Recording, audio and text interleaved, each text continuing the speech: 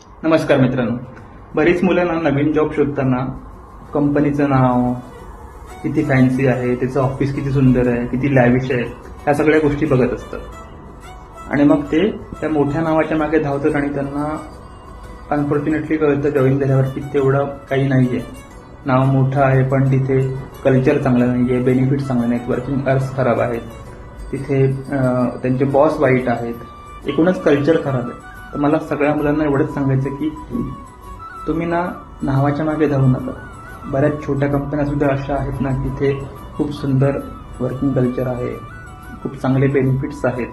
तरी त्यांचं ऑफिस छोटंसं असू दे, MIDC मध्ये असू दे ती कंपनी, पण तिथे 10ला पोचल्यावर 6ला निघता येत असेल, तुमचे बॉस चांगले असतील, सॅलरी वेळच्या वेळी मिळत असेल, वर्क लाईफ बॅलन्स चांगला असेल, तर अशी कंपनी निवडा.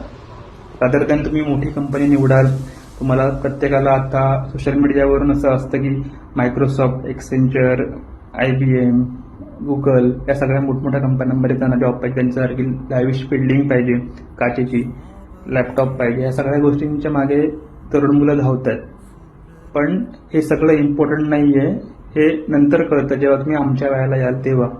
सो आता हे माझ्या अनुभवावरून सांगतोय की तुम्ही कंपनीचं नाव बघू नका, कंपनीचं कल्चर बघा, त्यांचं हिस्ट्री बघा, त्यांच्या एम्प्लॉईजचे त्यांच्याबद्दलचे ओपिनियन्स बघा आणि मग कंपनी सिलेक्ट करा. कंपनीच्या नावाच्या मागे धावलात तर तुम्हाला फार काही मिळेल असं वाटत नाही, तुमची निराशा होऊ शकते. सो प्लीज प्लीज प्लीज कंपनीचं कल्चर बघा. भले ती कंपनी छोटी असू दे, पण तुमची कंपनी निवडताना डोळ्यांनी म्हणजे मी असं म्हणेन की दिखाव्याला बळी पडू नका. ॲक्च्युअलमध्ये काय कंपनी आहे ह्या सगळ्या गोष्टी लक्षात घ्या आणि मगच कंपनी निवडा. इतकंच सांगा. Thank you so much.